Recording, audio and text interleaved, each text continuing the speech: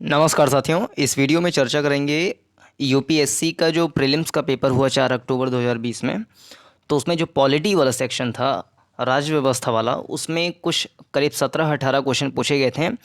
तो 12 प्रश्नों के बारे में चर्चा करेंगे, उसका देखेंगे उसका आंसर किस प्रकार से दिया जा सकता है या उसका आंसर क्या सही है, इसके बारे में डिस्कस करेंगे। तो इसमें जो पहला प्रश्न है संसदीय व्यवस्था के बारे में, यानी कि पार्लियामेंट्री सिस्टम के बारे में क्वेश्चन पूछा गया है। अगर इसको हम सेट सी वाले सीरीज़ में देखेंगे, पेपर में देखेंगे, तो 81वां क्वेश्चन है, और सेट डी वाले में देखेंगे तो 71वां क्वेश्चन है। तो संसदीय व्यवस्था वाली सरकार वह होती है जिसमें ये 4 ऑप्शन दिए हैं, यानी कि कौन सी ऐसी व्यवस्था है जिसमें संसदीय व्यवस्था होती है। तो पहला ऑप्शन दिया गया है कि संसद के सभी राजनीतिक दलों का सरकारों में प्रतिनिधित्व होता है। तो ये बात गलत है। जैसे संसद में जो जितने सदस्य जाते हैं, जिनको एमपीज़ बोलते हैं, मेंबर ऑफ पार्लियामेंट्स बोलते हैं, वो लोग उसमें जानते हैं। तो एमपी का चुनाव जो है जनता के द्वारा प्रत्यक्ष रूप से होता है। अब जिस दल के एमपी की संख्या ज़्यादा होगी, तो वो दल मिल करके अपने दल के नेता को प्रधानमंत्री बना देते हैं। मेन जो सिस्टम है, इस तरीके से पार्लियामेंट्री सिस्टम भारत में काम करता है। तो संसद के सभी राजनीतिक दलों का सरकारों में प्रतिनिधित्व होता है, ऐसी बात नहीं है, बल्कि उस दल का सरकार में प्रतिनिधित्व होता है जिस दल के एमपीज़ की संख्या, या राज्यों में देखें तो विधायकों की संख्या ज़्यादा होती है, उसका प्रतिनिधित्व ज़्यादा होता है। तो वही मिलकर के, वही पार्टी मिलकर के सरकार बनाती है। तो पहला ऑप्शन गलत हो जाएगा सीधा सीधा। दूसरा दिया गया है कि सरकार संसद के प्रति उत्तरदायी होती है और उसके द्वारा हटाई जा सकती है। तो सरकार संसद के प्रति उत्तरदायी होती है, ये बात सही है कि सरकार जो है संसद के प्रति उत्तरदायी होती है। और यह बात शायद अनुच्छेद 74 में कही भी गई है, एक बार चेक कर लीजिएगा यदि आपको देखना हो तो, मुझे क्लियर नहीं समय। ये बात संविधान के अनुच्छेद 74-75 जहाँ पे प्रधानमंत्री के बारे में बताया गया है, उसमें भी इस बात का वर्णन है कि जो सरकार होती है उसका जो विधायिका होती है, संसद होता है, उसके प्रति उसका उत्तरदायित्व रहता है। जैसे अनुच्छेद 74 में देखेंगे तो उसमें बताया गया है कि राष्ट्रपति को सहायता वगैरह देने के लिए, जो है एक सलाह देने के लिए मंत्रिपरिषद का गठन किया जाएगा। ये बात अनुच्छेद 74 में बताई गई है, और मंत्रियों के बारे में बहुत सारी बातें जो है वो अनुच्छेद 75 में बताई गई हैं। इसी प्रकार से संविधान में ये भी बात बताई गई है कि सरकार जो है वो संसद के प्रति उत्तरदायी होगी। तो ये बात सही है, और संसद के प्रति संसद उसको हटा भी सकती है, ये भी बात सही है। जैसे मान लीजिए कोई बिल लेकर के आती है सरकार, अपना मनी बिल लेकर के आती है या किसी अन्य प्रकार का बिल लेकर के आती है, और वो पास नहीं हो पाता है संसद में, या किसी जैसे महाभियोग सरकार के प्रति ला दिया गया, या कुछ अन्य कटौती प्रस्ताव ला दिया गया सरकार की ही तरफ से। तो ये सारे जो बिल अगर पास हो जाते हैं, तब भी सरकार को जो है उसको नैतिक रूप से इस्तीफ़ा देना पड़ता है। तो सरकार संसद के प्रति सीधे सीधे उत्तरदायी होती है और उसके द्वारा हटाई भी जा सकती है, ये कथन तो सही है। तीसरा कथन है सरकार लोगों के द्वारा निर्वाचित होती है और उनके द्वारा हटाई जा सकती है। तो ये कथन आधा सही है आधा गलत है। देखिए, जैसे सरकार लोगों के द्वारा निर्वाचित की जाती है, ये बात सही है। सरकार एमपीज़ का चुनाव करते हैं, एमपीज़ मिलकर के सरकार बनाते हैं। तो सरकार जो है अल्टीमेटली लोगों के द्वारा ही निर्वाचित हो रही है, अप्रत्यक्ष रूप से। तो ये बात सही है, लेकिन उनके द्वारा हटाई जा सकती है, यानी कि लोगों के द्वारा हटाई जा सकती है, तो ये बात गलत है इसमें। तो सी ऑप्शन भी गलत हो जाएगा। आखिरी ऑप्शन है सरकार संसद के द्वारा चुनी जाती है, किंतु निर्धारित समयावधि के पूर्ण होने के पूर्व हटाई नहीं जा सकती। तो ये बात गलत है। सरकार संसद के द्वारा चुनी जाती है, ये बात सही है। सरकार संसद के द्वारा चुनी जाती है का तात्पर्य ये है कि संसद में जितने एमपीज़ आते हैं वो जनता द्वारा चुने जाते हैं, वो एमपीज़ मिलकर के सरकार के चुनाव करते हैं, यानी कि अल्टीमेटली लास्ट में जाकर के जो अंतिम पड़ाव होता है वो संसद ही मिलकर के सरकार का चुनाव करती है। ये बात तो सही है इसमें। किंतु निर्धारित समयावधि, यानी कि जो 5 साल का समयावधि होता है, उसको पूर्ण होने के पूर्व हटाई नहीं जा सकती, ये बात गलत है। अगर अमेरिका का हम जो वहाँ का फेडरलिज्म वाला मॉडल है उसकी अगर हम देखें, तो वहाँ पर राष्ट्रपति विधायिका के प्रति उत्तरदायी नहीं होती है। जैसे डोनाल्ड ट्रंप राष्ट्रपति हैं अमेरिका के, तो वो वहाँ के जो सीनेट है या जो वहाँ का जो लोकसभा हम कह सकते हैं अमेरिका का, तो वहाँ पे विधायिका जो है उसके प्रति राष्ट्रपति उत्तरदायी नहीं होते हैं। मतलब कि राष्ट्र वहाँ की जो लोकसभा है वो राष्ट्रपति को हटा नहीं सकती है। लेकिन भारत में है कि भारत में प्रधानमंत्री लोकसभा के प्रति उत्तरदायी भी होते हैं और लोकसभा उसको हटा भी सकती है। तो डी ऑप्शन सीधा सीधा गलत हो जाएगा। तो इसमें जो सही ऑप्शन होगा वो बी वाला सही हो जाएगा। सरकार संसद के प्रति उत्तरदायी होती है और उसके द्वारा हटाई भी जा सकती है। और भारत के संविधान में भी जो है, जैसे केंद्र और राज्य दोनों में जो सरकार बनती है वो संसदीय स्वरूप की ही बनती है। संविधान में भी देखेंगे तो अनुच्छेद 74 और 75 में, जैसे कि बताया पहले भी, अनुच्छेद 74 में और 75 में केंद्र में संसदीय व्यवस्था को उपबंध किया गया है। और राज्य में देखेंगे तो अनुच्छेद 163 और 164 में देखेंगे तो राज्यों में भी संसदीय व्यवस्था का उपबंध किया गया है, जो विधानमंडल वाला मॉडल काम करता है। और जितनी भी आधुनिक लोकतांत्रिक सरकारें हैं वहाँ पे जो सरकार की कार्यपालिका है और जो विधायिका है उनके मध्य जो संबंध है, उनकी जो प्रकृति है, उसके आधार पर जो संसदीय या राष्ट्रपति के रूप में उसका वर्गीकरण करते हैं कि यहाँ पे संसदीय व्यवस्था है, वहाँ पर राष्ट्रपति व्यवस्था है। इस प्रकार से हम उसका बंटवारा करते हैं। और सरकार की जो संसदीय व्यवस्था होती है वो व्यवस्था जिसमें कार्यपालिका अपनी नीतियों और जो उसके कार्य होते हैं उसको विधायिका के प्रति उसका उत्तरदायित्व तो बना रहता है हर समय, तो उसको हम संसदीय व्यवस्था कह सकते हैं। और एक ऐसी सरकार भी होती है जिसमें राष्ट्रपति शासन वाली व्यवस्था होती है। वहाँ पे कार्यपालिका जो है यानी कि राष्ट्रपति शासन जहाँ पे रहता है वहाँ की जो कार्यपालिका है उसकी जो नीतियाँ हैं, उसके जो कार्य हैं, वो विधायिका के प्रति उनको उत्तरदायित्व नहीं होता है। और ये संवैधानिक रूप से अपने कार्यकाल के मामले में विधायिका से बिल्कुल स्वतंत्र होते हैं। यानी कि विधायिका उनके कार्यकाल के ऊपर असमंजस नहीं लगा सकती है या कहें कि उस पर कंट्रोल नहीं कर सकती है। लेकिन भारत में विधायिका कार्यपालिका के ऊपर भी कंट्रोल कर सकती है उसके कार्यकाल के मामले में भी। तो इस प्रकार से इसका सही आंसर बी वाला हो जाएगा। अगला प्रश्न देखेंगे तो इसमें भारत के संविधान का कौन सा भाग कल्याणकारी राज्य के आदर्श की घोषणा करता है? तो कल्याणकारी राज्य मतलब जैसे कुछ राज्य होते हैं, पुलिस राज्य होता है, पुलिस स्टेट होता है, जहाँ पर राज्य का काम होता है सिर्फ कानून व्यवस्था को बनाना, कानून व्यवस्था को सुचारू रूप से चलाना, कानून बनाना, फिर उसको इम्प्लीमेंट करना, मेन काम ये होता है। लेकिन भारत जैसा देश जो है वो कल्याणकारी राज्य है, यानी कि वेलफेयर स्टेट है। यहाँ पर कानून बनाना, कानून को लागू करना, लोगों का सही प्रकार से डेवलपमेंट करना और सभी क्षेत्र में डेवलपमेंट करना, ये राज्य का उत्तरदायित्व होता है। तो कौन से ऐसी बातें हैं जिसमें ये कल्याणकारी राज्य की घोषणा की गई है?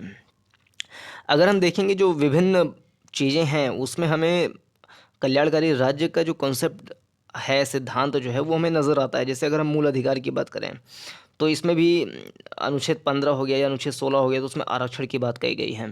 आरक्षण मतलब कि ऐसे लोग जो वंचित हैं, जो पिछड़ गए हैं, उनको आरक्षण दे करके मुख्य धारा में लेकर के आना। जो सामाजिक रूप से या शैक्षणिक रूप से पिछड़ गए हैं उनको मुख्य धारा में लेकर के आना, ये भी एक कल्याणकारी राज्य का काम है। तो हमें मूल अधिकार में ये बात दिख सकती है, लेकिन घोषणा सीधे सीधे नहीं की गई है कि भारत एक लोक कल्याणकारी राज्य होगा। ये मूल अधिकार में ऐसी बात नहीं कही गई है। लेकिन बहुत सारी ऐसी बातें हैं, जैसे अस्पृश्यता, अनटचेबिलिटी का अंत किया गया है अनुच्छेद 17 में, और धार्मिक स्वतंत्रताएं हैं, संस्कृति को बचाने की स्वतंत्रताएं हैं। तो ये ऐसी बहुत सारी स्वतंत्रताएं हैं जो हमें बताती हैं कि एक लोक कल्याणकारी राज्य है। लेकिन इस बात की घोषणा किया जाना ऐसा संविधान में हमें मूल अधिकार में नहीं दिखाई देता है। उद्देश्य का बात करें, जैसे प्रिएम्बल कहते हैं, प्रिएम्बल में भी कुछ ऐसी बातें हैं जैसे कि हम कह सकते हैं जो सामाजिक, आर्थिक, राजनीतिक न्याय जो लाइन आता है, तो ये जो न्याय वाली बातें, जस्टिस वाली बातें, यानी justice in economy, justice in social welfare, justice in political area, तो ये जो सारी बातें हैं, न्याय वाली बातें हैं, समानता वाली बातें हैं, ये हमारे उद्देशिका में भी बताई गई हैं, जो कि एक वेलफेयर स्टेट की क्वालिटी होती ही है। लेकिन कल्याणकारी राज्य की घोषणा किस में की गई है? अगर हमें इसका सही सही आंसर देखना होगा तो ये राज्य की जो नीति निर्देशक तत्व हैं, यानी directive principles of state policy जो हैं, उसमें हमें सीधा सीधा इसका नज़र आता है कि कल्याणकारी राज्य की उसमें बाकायदे घोषणा की गई है।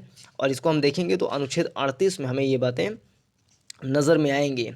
अनुच्छेद 38 में देखा जाए तो दो बातें कही गई हैं, दो क्लॉज है उसमें। अनुच्छेद 38 में ये बात कही गई है कि राज्य लोक कल्याण की अभिवृद्धि के लिए सामाजिक व्यवस्था बनाएगा। सीधा सीधा उसमें लाइन लिखा हुआ है कि राज्य यानी कि state, the state to secure a social order for the promotion of welfare of the people, यानी कि राज्य लोक कल्याण की अभिवृद्धि के लिए सामाजिक व्यवस्था बनाएगा। ऐसी बातें अनुच्छेद 38 यानी कि डीपीएसपी यानी कि directive principle of state policy यानी कि राज्य की नीति निदेशक तत्व में बातें कही हैं। अनुच्छेद 38 में दो क्लॉज हैं। पहले क्लॉज में ये बात कही गई कि राज्य ऐसी सामाजिक व्यवस्था की जिसमें सामाजिक, आर्थिक और राजनीतिक न्याय राष्ट्रीय जीवन की सभी संस्थाओं को अनुप्राणित करें, भरसक प्रभावी रूप से स्थापना और संरक्षण करके लोक कल्याण की अभिवृद्धि का प्रयास करेगा। यह अनुच्छेद 38 के पहले क्लॉज में बताई गई है। अनुच्छेद 38 के दूसरे क्लॉज में बताया गया है कि राज्य विशिष्टतया आय की असमानताओं को कम करने का प्रयास करेगा और न केवल व्यक्तियों के बीच बल्कि विभिन्न क्षेत्रों में रहने वाले और विभिन्न व्यवसायों में लगे लोगों के समूहों के बीच भी प्रतिष्ठा, सुविधाओं और अवसरों की असमानता समाप्त करने का प्रयास करेगा। तो जो असमानता को समाप्त करना यानी कि एक वेलफेयर स्टेट बनाना, एक सामाजिक संतुलन बनाना, एक सामाजिक ताना बाना बना रहे सभी जगह, तो ऐसी घोषणा जो की गई है वो राज्य के नीति निदेशक तत्व में कही गई है। तो इसमें पहला ऑप्शन सही हो जाएगा। अगला प्रश्न है, निम्नलिखित कथनों पर विचार कीजिए। दो कथन दिया गया है, इस पर विचार करना है। पहला कथन है, भारत का संविधान अपने मूल ढांचे को संघवाद, पंथनिरपेक्षता, मूल अधिकारों तथा लोकतंत्र के रूप में परिभाषित करता है। तो इसमें एक चीज़ पेंच है, जैसे मूल ढांचा जो शब्द है ये यानी कि basic structure of the constitution, यानी कि बेसिक स्ट्रक्चर वाली जो बात है वो संविधान में नहीं कही गई है। संविधान का जो मूल ढांचा है, इस बात को 1973 में जब केशवानंद भारती बनाम केरल सरकार वाला मामला आया था सर्वोच्च न्यायालय में, जिसमें 13 जजों की संवैधानिक पीठ बैठी थी, जिसमें 6-5 से निर्णय आया था, जिसमें केशवानंद भारती हार भी गए थे और इसी साल केशवानंद भारती का देहावसान भी हो गया। तो उस 6-5 के निर्णय में सर्वोच्च न्यायालय की जो सबसे बड़ी आज की सबसे बड़ी पीठ जो बैठी थी, उसने मूल ढांचे को परिभाषित किया था। लेकिन ये बात कहा जाना कि मूल ढांचा संविधान में पहले से ही उसको परिभाषित किया गया है, ऐसी बात नहीं है। देखिए, कोई स्टेटमेंट में लिखा हुआ है कि भारत का संविधान अपने मूल ढांचे को संघवाद, पंथनिरपेक्षता ये सब जो है के रूप में परिभाषित करता है। तो भारत का संविधान नहीं परिभाषित करता है, बल्कि भारत के संविधान में संघवाद, पंथनिरपेक्षता जो कि 1976 में जोड़ा गया था, और मूल अधिकार जो कि पहले से ही है, लोकतंत्र जो कि जोड़ा गया था, संघवाद, ये सब जो बातें हैं, जो सिद्धांत हैं, प्रिंसिपल्स हैं, ये मूल ढांचा है संविधान का। ये सारे इसको सर्वोच्च न्यायालय ने परिभाषित किया था, ना कि हमारे संविधान ने परिभाषित किया था। तो ये पहला ऑप्शन इसमें गलत हो जाएगा। दूसरा ऑप्शन इसमें है कि भारत का संविधान नागरिकों की स्वतंत्रता तथा उन आदर्शों जिन पर संविधान आधारित है की सुरक्षा हेतु न्यायिक पुनरावलोकन की व्यवस्था करता है। यानी कि हम कह सकते हैं जुडिशियल पुनरावलोकन करने की व्यवस्था करता है। तो ये बात सही है कि भारत का संविधान जो है नागरिकों की स्वतंत्रता तथा उन आदर्शों जिन पर संविधान आधारित है की सुरक्षा हेतु न्यायिक पुनरावलोकन की व्यवस्था करता है। तो भारत का संविधान में ये बात नहीं लिखा हुआ है कि न्यायिक पुनरावलोकन, ये जो वर्ड लिखा हुआ है इसमें, ये संविधान में लिखा नहीं हुआ है साफ साफ कि सर्वोच्च न्यायालय इस बात की व्यवस्था करेगा कि न्यायिक पुनरावलोकन करे। लेकिन कुछ ऐसी बातें हैं संविधान में जिससे स्पष्ट रूप से ये चीज़ पता चलता है कि उसमें सर्वोच्च न्यायालय के पास या उच्च न्यायालय के पास न्यायिक पुनरावलोकन की शक्तियाँ हैं, ऐसा हमें पता चलता है। लेकिन संविधान में साफ साफ इस बात का वर्णन नहीं किया गया है कि उसके पास न्यायिक पुनरावलोकन की शक्ति है यानी कि न्यायिक पुनरावलोकन शब्द जो है वो सीधा सीधा लिखा नहीं हुआ है, लेकिन निहित है कि न्यायिक पुनरावलोकन किया जा सकता है। तो इस तरीके से ये जो स्टेटमेंट है उसको सही माना जा सकता है। न्यायिक समीक्षा कर सकती है, जिसको जुडिशियल रिव्यू कहा जाता है, वो चीज़ भारत की जो न्यायपालिका है वो कर सकती है। और इसको अगर हम देखेंगे जुडिशियल रिव्यू क्या होता है, तो जुडिशियल रिव्यू मतलब यही कि जो भी मान लीजिए कोई विधायिका ने कोई कानून बना दिया है तो उसको रिव्यू करना कि ये बात सही है कि मतलब कहीं कोई संविधान से इतर तो कोई नियम कानून नहीं बना दिए हैं, तो उसी का रिव्यू करना जो है वो न्यायिक समीक्षा हम कह सकते हैं, उसको जुडिशियल रिव्यू बोल सकते हैं, न्यायिक पुनरावलोकन बोल सकते हैं, वो न्यायालय कर सकती है। और न्यायिक समीक्षा के सिद्धांत की उत्पत्ति एवं विकास जो है वो अमेरिका में हुआ है। इसका प्रतिपादन पहली बार मारबरी बनाम मेडिसन के जटिल मुद्दों में हुआ जॉन मार्शल द्वारा, जो कि अमेरिकी सर्वोच्च न्यायालय के तत्कालीन मुख्य न्यायाधीश थे। न्यायिक समीक्षा का मतलब क्या होता है, इसको थोड़ा समझ लें कि न्यायिक समीक्षा विधायी अधिनियमों तथा कार्यपालिका आदेशों, दो चीज़ें इसमें, विधायी अधिनियमों तथा कार्यपालिका आदेशों की संवैधानिकता की जांच की न्यायपालिका की शक्ति है, जो केंद्र और राज्य सरकारों पर लागू होती है। तो ये मुख्य बात इसमें है। तो दूसरा हम स्टेटमेंट इसमें सही मान सकते हैं, केवल 2 वाला स्टेटमेंट जो है ये सही हो जाएगा इसमें। अगला प्रश्न, गांधीवाद और मार्क्सवाद के बीच एक समान सहमति पाई जाती है, यह निम्नलिखित में से कौन सी है? तो जो संवैधानिक सिद्धांत हैं, कॉन्स्टिट्यूशनल प्रिंसिपल्स हैं, या हम कह सकते हैं जो पॉलिटिकल प्रिंसिपल्स हैं, उसमें गांधीवाद और समाजवाद, ये 2 प्रमुख हैं। समाजवाद की बहुत सारे कैटेगरी हैं जिसमें एक मार्क्सवाद भी आता है। अगर देखा जाए तो गांधीवाद और मार्क्सवाद में घोर विरोध है, मतलब इन दोनों के जो सिद्धांत हैं घोर विरोधी हैं, लेकिन कुछ चीज़ें ऐसी हैं जो मैच भी करती हैं। तो उसको इसमें पूछा गया है कि कौन सी ऐसी चीज़ है जिसमें समान सहमति पाई जाती है। तो पहला इसमें ऑप्शन दिए गए, एक अंतिम लक्ष्य के रूप में राज्य विहीन समाज की स्थापना करना। तो मार्क्सवाद ये मानता है कि एक राज्य विहीन समाज की स्थापना होगी जब सभी समाज के लोगों के पास संपत्ति का, उनकी ज़मीन का समान वितरण होगा, सभी लोग समान होंगे, तो वहाँ पर किसी प्रकार की राज्य जो है स्टेट, उसका नियम नहीं रहेगा, किसी के ऊपर बंदिश नहीं रहेगी, सभी लोग खुले होंगे, सर्वहारा जो है उसको आज़ादी मिल जाएगी। तो राज्य विहीन समाज की स्थापना करना ये मार्क्सवाद का एक सिद्धांत है कि अंत में जा कर के एक राज्य विहीन, एक स्टेटलेस सोसाइटी की स्थापना हो जाएगी। और गांधीवाद भी जो है कुछ इस तरीके से मानता है कि एक राज्य विहीन समाज की स्थापना होगी, लेकिन वो इतना कट्टर, मतलब जैसे राज्य विहीन समाज मार्क्सवाद मानता है कि हिंसा के तरीके से होगी, यानी जब सर्वहारा वर्ग जो है हिंसा पे उतारू हो जाएगा तब जा कर के राज्य विहीन समाज की स्थापना होगी। लेकिन गांधी जी उसको नैतिक यानी कि अहिंसा के रूप में राज्य विहीन समाज की स्थापना, यानी कि वो अपने स्वधर्म स्वभाव को जब तक लोग बढ़ाएंगे नहीं तब तक राज्य विहीन समाज की स्थापना नहीं की जा सकेगी। यानी किसी का कंट्रोल किसी के ऊपर ना हो, बल्कि सभी लोग खुद अपने ऊपर कंट्रोल करें, तब जाकर के एक राज्य विहीन समाज की स्थापना खुद में हो सकेगी। वर्ग संघर्ष की बात मार्क्सवाद कहते हैं। इसमें प्रश्न पूछा गया, गांधीवाद मार्क्सवाद के बीच एक समान सहमति पाई जाती है, तो किस चीज़ में एक समान सहमति पाई जाती है? तो वर्ग संघर्ष जो है इसमें सहमति नहीं पाई जाती, ये खाली मार्क्सवाद का कहना है कि वर्ग संघर्ष होता है। वर्ग संघर्ष मतलब कि जैसे कोई पूंजीवादी देश है तो वहाँ पर एक वर्ग होता है जो पूंजीपति होता है, जिसके पास बहुत सारा धन होता है, उस फैक्ट्रियाँ होती हैं, और एक वर्ग होता है मजदूर वाला वर्ग जो उन फैक्ट्रियों में काम करता है।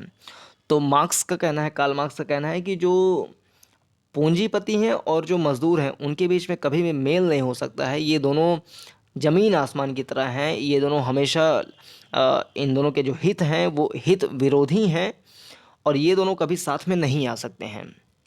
इन दोनों को अलग होना पड़ेगा। सर्वहारा जो है, मजदूर वर्ग जो है, उनको हड़ताल करना पड़ेगा, उनको संघर्ष करना पड़ेगा और ये संघर्ष हमेशा लगा रहेगा। इसी को वर्ग संघर्ष बोलते हैं। जबकि गांधी जी का कहना है कि जो पूंजीपति है और जो मजदूर हैं वो एक दूसरे के संघर्ष के लिए नहीं है बल्कि एक दूसरे के सहयोग के लिए हैं। और जब दोनों वर्ग एक दूसरे का सहयोग करेंगे तब राज्य का विकास और ज़्यादा तेज़ी से और ज़्यादा अच्छे से किया जा सकता है। ये गांधी जी का सिद्धांत था। तो इसमें समानता तो नहीं है। वर्ग संघर्ष में गांधी जी का और मार्क्स का सिद्धांत, ये समानता नहीं है बल्कि धुर विरोधी सिद्धांत है। निजी संपत्ति की समाप्ति, इसके संबंध में भी दोनों के जो बातें हैं लगभग लगभग समान हैं। निजी संपत्ति की समाप्ति, गांधी जी का जैसा अगर देखा जाए तो गांधी जी निजी संपत्ति की समाप्ति के खिलाफ नहीं थे, यानी कि ये भी विरोधी ही है। निजी संपत्ति के खिलाफ गांधी जी नहीं थे कि निजी संपत्ति की समाप्ति कर दी जाए। वो चाहते थे कि लोगों के पास निजी संपत्ति हो, लेकिन एक उनका सिद्धांत था जिसको बोलते हैं प्रिंसिपल ऑफ ट्रस्टीशिप, यानी कि न्यासिता का सिद्धांत।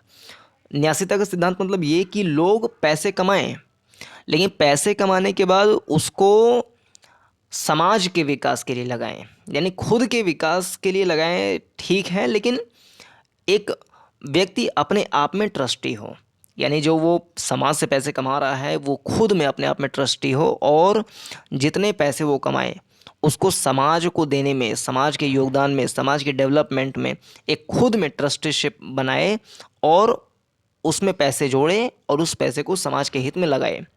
गांधी जी का ये मानना था।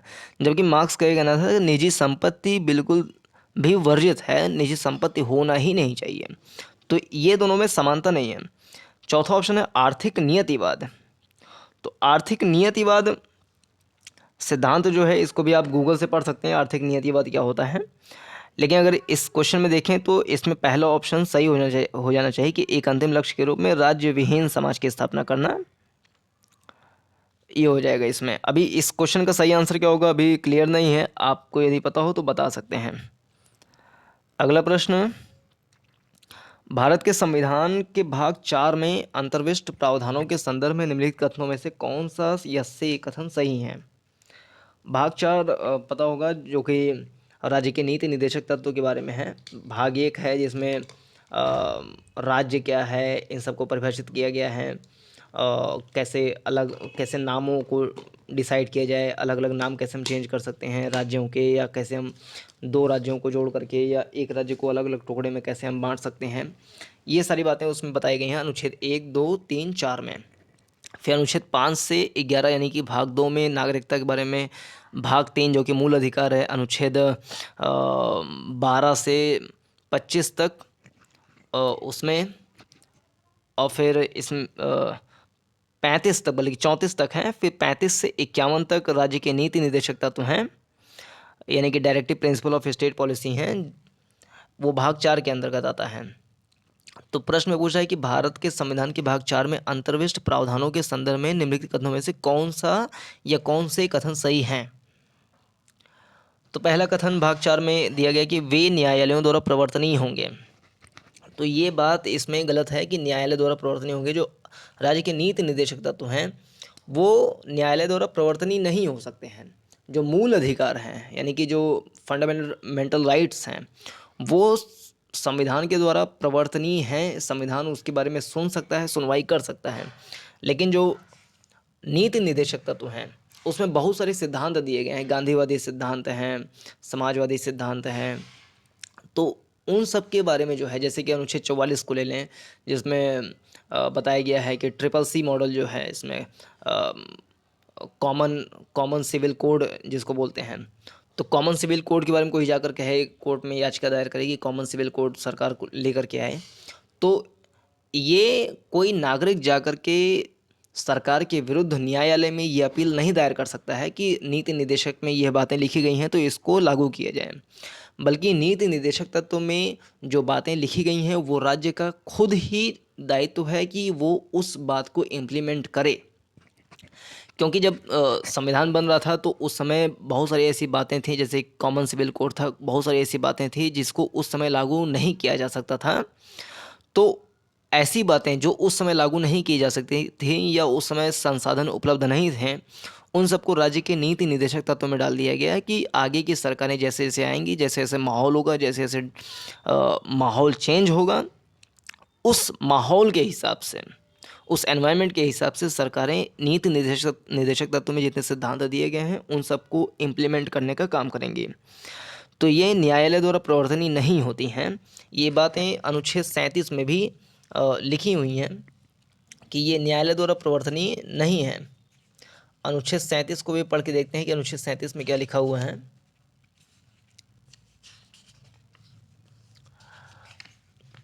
अनुच्छेद 37 में, अनुच्छेद 36 से 51 तक चलता है ये राज्य के नीति निदेशक तत्व। 36 में परिभाषा बताई गई है और 37 में ये बताया गया है कि इस भाग में अंतर्विष्ट उपबंध किसी न्यायालय द्वारा प्रवर्तनीय नहीं होंगे। साफ साफ लिखा हुआ है इसमें। तो पहला इसमें ऑप्शन गलत हो जाएगा। अगला कथन दिया गया है वे किसी भी न्यायालय द्वारा प्रवर्तनीय नहीं होंगे।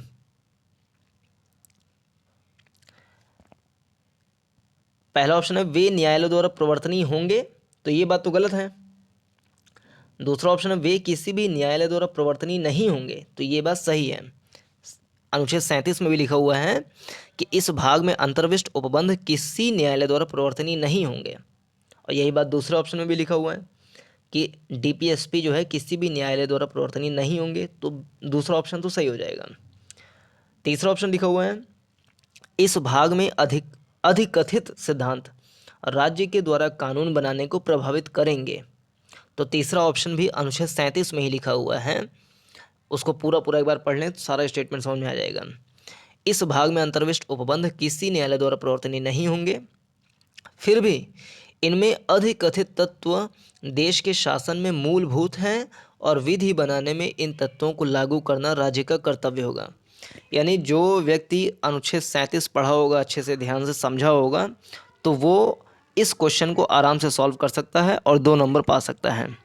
इसमें दूसरा और तीसरा जो कथन है वो सही है, यानी कि ऑप्शन 2 और 3 जो डी वाला है ये सही हो जाएगा। अगला प्रश्न, निम्नलिखित कथनों पर विचार कीजिए। नंबर 1, भारत के संविधान के अनुसार कोई भी ऐसा व्यक्ति जो मतदान के लिए योग्य है किसी राज्य में 6 माह के लिए मंत्री बनाया जा सकता है, और तब भी जबकि वह उस राज्य के विधानमंडल का सदस्य नहीं है। तो ये जो अनुच्छेद 164 है जिसमें राज्य के मंत्रिपरिषद के बारे में बताया गया है, उसमें बहुत सारे क्लॉज हैं। संविधान का अनुच्छेद 64 देखेंगे तो उसमें बहुत सारे क्लॉज हैं, 5 क्लॉज हैं उसमें। तो अनुच्छेद 64 के चौथे क्लॉज को अगर पढ़ेंगे तो उसमें लिखा हुआ है कोई मंत्री जो निरंतर 6 मास की किसी अवधि तक राज्य के विधानमंडल का सदस्य नहीं है उस अवधि की समाप्ति पर मंत्री नहीं रहेगा। इसमें लिखा हुआ भारत के संविधान के अनुसार कोई भी ऐसा व्यक्ति जो मतदान के लिए योग्य है किसी राज्य में 6 माह के लिए मंत्री बनाया जा सकता है। तो ये बात तो सही है कि किसी राज्य में 6 माह के लिए मंत्री बनाया जा सकता है, ये बात सही है। तब भी जबकि वह उस राज्य के विधानमंडल का सदस्य नहीं है, यहाँ तक सही है, ये सारा स्टेटमेंट सही है। सिर्फ ये दिक्कत है इसमें लिखा हुआ कोई भी ऐसा व्यक्ति जो मतदान के लिए योग्य है, जैसे जो विधायक बनते हैं, जो मंत्री बनते हैं, उनकी न्यूनतम आयु 25 साल होनी चाहिए।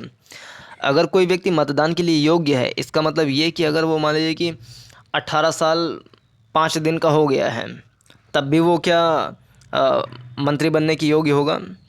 लेकिन इस प्रश्न का जो मूल भाव ये है कि मतदान के योग्य है मतलब कि वो पागल दिवाली है, ये सब चीज़ नहीं है। यहाँ पे मतदान योग्य मतलब कि 18 साल तो ठीक ही है, लेकिन वो 25 साल तक है। अगर यूपीएससी इस बात को कंसीडर नहीं करेगी कि यहाँ पर 18 साल का मतलब ये है कि 18 साल या 19 साल का कोई व्यक्ति भी मंत्री बन सकता है, अगर इस बात को कंसीडर नहीं करेगी तो पहला ऑप्शन को सही मान लिया जाना चाहिए। अगर 18 साल ना लिखा होता तो पूरी तरीके से सही था, और 18 साल यानी कि वोट करने का राइट है उसको ऐसा लिखा हुआ है, तब भी पहला ऑप्शन को सही मान लेना चाहिए। लेकिन जब उत्तर आएगा की आएगा उसका तो पता चलेगा इसमें कौन सा ऑप्शन सही है, लेकिन पहला कथन सही है। दूसरा लिखा हुआ है लोक प्रतिनिधित्व अधिनियम, यानी कि रोपा जिसे बोलते हैं, रिप्रेजेंटेशंस ऑफ पीपल्स एक्ट 1951 के अनुसार कोई भी ऐसा व्यक्ति जो दांडिक अपराध के अंतर्गत दोषी पाया जाता है और जिसे 5 वर्ष के लिए कारावास का दंड दिया गया है, चुनाव लड़ने के लिए स्थायी तौर पर निर्हरत हो जाता है, भले ही वह कारावास से मुक्त हो चुका हो।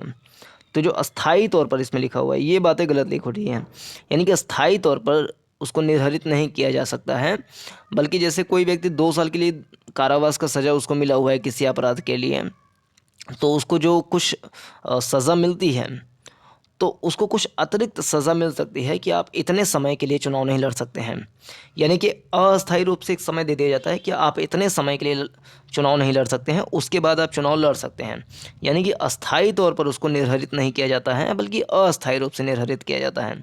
मतलब ये कि एक निश्चित समय के बाद वो दोबारा से चुनाव लड़ सकता है। तो दूसरा ऑप्शन सीधा सीधा गलत हो जाएगा। इसमें केवल एक जो है ए वाला ऑप्शन ये सही हो सकता है। अगला प्रश्न, अभी कितने बचे हैं? 1 2 3 4 5 6 क्वेश्चन बचे हैं, कर लेते हैं फटाफट।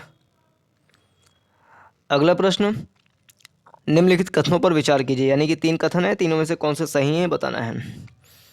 पहला, भारत का राष्ट्रपति ऐसे स्थान पर जिसे वह ठीक समझे संसद का सत्र आहूत यानी कि आह्वान कर सकता है। तो ये बात सही है। अनुच्छेद 85 जैसे कि ऊपर लिखा भी हुआ, अनुच्छेद 85 में बात लिखी गई है साफ साफ कि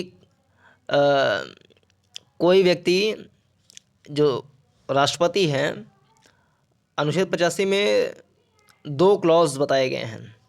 जो पहला क्लॉज उसमें है, उसमें लिखा हुआ है कि राष्ट्रपति समय समय पर संसद के प्रत्येक सदन को ऐसे समय और स्थान पर जो वह ठीक समझे अधिवेशन के लिए आहूत करेगा, किंतु उसके लिए एक सत्र की अंतिम बैठक और आगामी सत्र की प्रथम बैठक के लिए नियत तारीख के बीच 6 मास का अंतर नहीं होगा। यानी कि राष्ट्रपति जो है, राष्ट्रपति को जो मंत्रिपरिषद है वो सलाह देगी कि आप यहाँ पर सत्र जो है वहाँ पे आहूत कीजिए, तो राष्ट्रपति कहीं पर भी सत्र को आहूत कर सकते हैं, कहीं टेंट लगवा कर सकते हैं, कहीं संसद के बाहर कर सकते हैं। तो वो राष्ट्रपति के हाथ में ये चीज़ है, तो पहला ऑप्शन सही हो जाएगा। दूसरा, भारत का संविधान 1 वर्ष में संसद के 3 सत्रों का प्रावधान करता है, किंतु सभी 3 सत्रों का चलाया जाना अनिवार्य नहीं है। तो ये बात इसमें गलत है। 3 व्यवस्थाएं हैं, तो मतलब 3 प्रकार के जो होते हैं उसमें जो सत्र होते हैं 3 प्रकार के, तो सही बात है 3 प्रकार के सत्र होते हैं। जैसे शुरुआत में बजट सत्र होता है, फिर और भी सत्र होते हैं, विंटर सेशन होता है, समर सेशन होता है, मानसून सेशन होता है, बहुत सारे ऐसे सेशन होते हैं। लेकिन किंतु सभी 3 सत्रों का चलाया जाना अनिवार्य नहीं है, तो ये बात गलत है इसमें। तीसरा ऑप्शन, 1 वर्ष में दिनों की कोई न्यूनतम संख्या निर्धारित नहीं है जब संसद का चलना आवश्यक हो, ये बात सही है।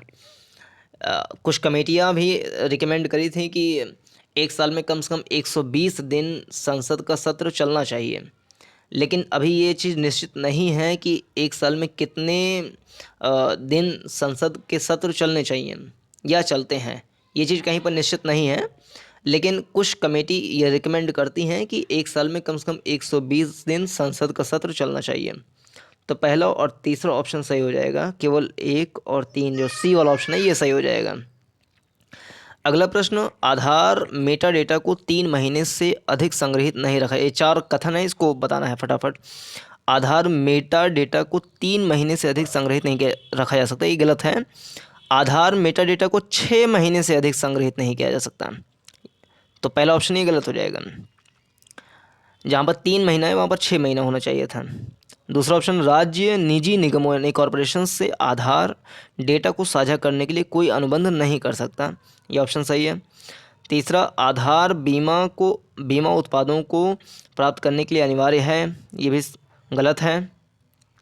चौथा, आधार भारत के संचित निधि से हित लाभ प्राप्त करने के लिए अनिवार्य है, तो चौथा सही है, यानी कि दूसरा और चौथा ऑप्शन सही हो जाएगा। केवल 2 और 4 तो इसमें बी वाला ऑप्शन सही हो जाएगा। अगला, राज्यसभा की लोकसभा की समान शक्तियाँ किस क्षेत्र में हैं? तो लोकसभा और राज्यसभा की जो शक्तियाँ हैं उसके बारे में कंपैरिजन करना है। नंबर 1, राज्यसभा की लोकसभा के समान शक्तियाँ किस क्षेत्र में, यानी कि दोनों में कौन सी ऐसी शक्तियाँ जो समान हैं? तो पहला, नई अखिल भारतीय सेवाएं गठित करने के विषय में। इसमें अगर देखा जाए तो राज्यसभा के पास ज़्यादा शक्तियाँ हैं लोकसभा की अपेक्षा। दूसरा ऑप्शन, संविधान के संशोधन करने के विषय में, तो इसमें समान शक्तियाँ हैं। अगर संशोधन करना है, संविधान में कोई संशोधन करना है, तो राज्यसभा में अलग से एक विशेष बहुमत के द्वारा और लोकसभा में अलग से एक विशेष बहुमत के द्वारा जो संबंधित बिल है वो पास होना चाहिए अलग अलग। इसके लिए कोई जो संयुक्त अधिवेशन बुलाया जाता है, संयुक्त अधिवेशन बुलाने का भी प्रावधान नहीं है। वो दोनों अलग अलग विशेष मत द्वारा, विशेष बहुमत द्वारा अपने बिल को अलग अलग पास करेंगी, तब जाकर के ही पास होगा। तो संविधान संशोधन के संबंध में दोनों के पास समान शक्तियां हैं। तीसरा, सरकार को हटाने के विषय में लोकसभा के पास ज़्यादा शक्तियां होती हैं, राज्यसभा के पास बहुत कम शक्तियां होती हैं। कटौती प्रस्ताव तो केवल लोकसभा में ही लाया जा सकता है, राज्यसभा में लाया ही नहीं जा सकता। तो समान शक्तियां के संदर्भ में ऑप्शन नंबर बी सही हो जाएगा। अगला प्रश्न, संसद सदस्य स्थानीय क्षेत्र विकास योजना यानी एमपीलैट्स के अंतर्गत विधियों के संदर्भ में निम्नलिखित में से कौन से सही हैं? तो एमपीलैट्स निधियां टिकाऊ परिसंपत्तियों जैसे स्वास्थ्य, शिक्षा आदि की भौतिक आधारभूत संरचनाओं के निर्माण में ही प्रयुक्त की जा सकती हैं। यानी कोई बहुत बड़ा काम नहीं कर सकते हैं, छोटा मोटा जैसे शिक्षा, स्वास्थ्य, इन सब क्षेत्र में थोड़ा मोड़ा खर्चा कर सकते हैं। जो सांसद निधि आती है 5 करोड़ रुपए, वो चीज़, तो वो उन जो 5 करोड़ रुपए आती है संसद निधि, वो इन चीज़ों में खर्च कर सकते हैं। दूसरा ऑप्शन, प्रत्येक सांसद की निधि का एक निश्चित अंश अनुसूचित जाति जनजाति जनसंख्या के लाभार्थ प्रयुक्त होना आवश्यक है, ये भी बात सही है। कुछ निश्चित 5 करोड़ में से कुछ निश्चित अंश ऐसे होते हैं जो SC STs के लिए निर्धारित होती हैं, अगर वो वहाँ पर रह रही हैं तो। चौथा ऑप्शन, कार्यान्वित हो रहे सभी कार्यों में से कम 10% कार्यों का जिलाधिकारी द्वारा प्रतिवर्ष निरीक्षण अनिवार्य है, ये भी बात सही है। तो तीनों ऑप्शन सही हो जाएगा, तीसरा ऑप्शन गलत हो जाएगा। अगला, निम्नलिखित मूल अधिकारों के किस संवर्ग में अस्पृश्यता के रूप में किए गए विभेदन के विरुद्ध संरक्षण समाविष्ट हैं? तो अस्पृश्यता का अंत अनुच्छेद 17 में बताया गया है। शोषण के विरुद्ध अधिकार जो है वो अनुच्छेद 22, 23 इन सब में बताया गया है। स्वतंत्रता का अधिकार वो अनुच्छेद 22 में तो स्वतंत्रता का अधिकार है, अनुच्छेद 19 से 22 तक स्वतंत्रता का अधिकार है, 14 से 18 अपना समानता का अधिकार है, संवैधानिक उपचारों का अधिकार अनुच्छेद 32 में है, अनुच्छेद 17 में जो है वो अस्पृश्यता का अंत है। तो इसमें समता का अधिकार वाला जो ऑप्शन है ये सही हो जाएगा इसमें। अगला, भारत में न्यायपालिका का कार्यपालिका में पृथक्करण किससे व्यादेशित होता है? व्यादेशित है, तो कार्यपालिका का न्यायपालिका में पृथक्करण या अनुच्छेद 50 जब पढ़ेंगे तो राज्य की नीति निर्देशक तत्व में ही अनुच्छेद 50 पढ़ेंगे तो उसमें मिल जाएगा इसके बारे में। तो इसमें बी ऑप्शन सही हो जाएगा। तो इस वीडियो में मुख्य रूप से इतना ही। यूपीएससी के अन्य जो टॉपिक हैं, अर्थव्यवस्था और संविधान के बारे में तो हो ही गया है, इकोनॉमिक्स और जितने सेक्शन हैं, साइंस, टेक्नोलॉजी, इन सब के बारे में भी निरंतर वीडियो लाते रहेंगे। वीडियो को देखने के लिए बहुत बहुत धन्यवाद। नमस्कार, जय हिंद।